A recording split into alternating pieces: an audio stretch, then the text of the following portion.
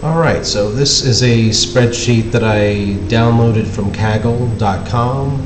It's a listing of dates from January 1st, 2020 through this month of this year, November of 2021, broken out by county, state, some code, either one or more coronavirus case diagnoses or at least one death.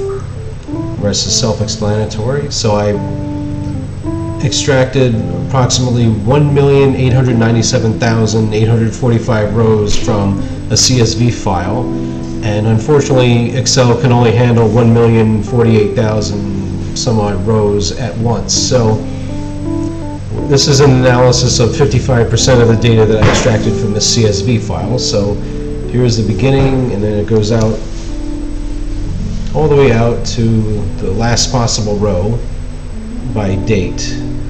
So there are some records that couldn't be analyzed, but I summarized them here. So each row is a record that pertains to a county that had at least one new case or death on any given date from January of 2020 through this month. And a simple formula tells us that there are almost 750,000 deaths from this disease.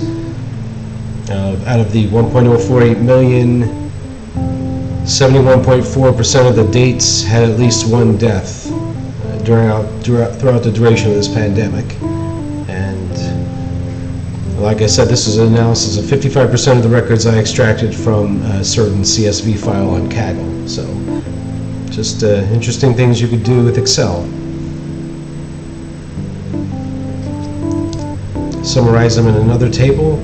We had 346,050 deaths in 2020, and this year to date, we're looking at 407,869, so 408,000 as of 3 days ago.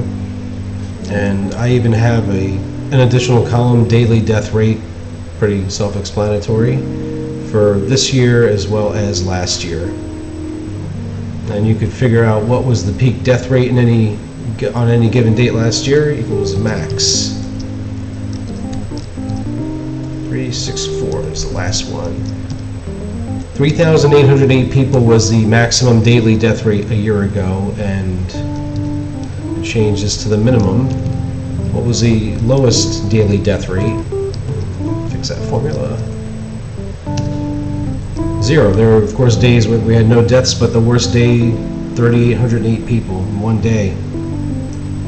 Let's copy that formula and put it over this worksheet here. Let's see if it works. Yeah, that's not going to work, but so I'll have to just rebuild the formula from scratch. D2 through cell D327.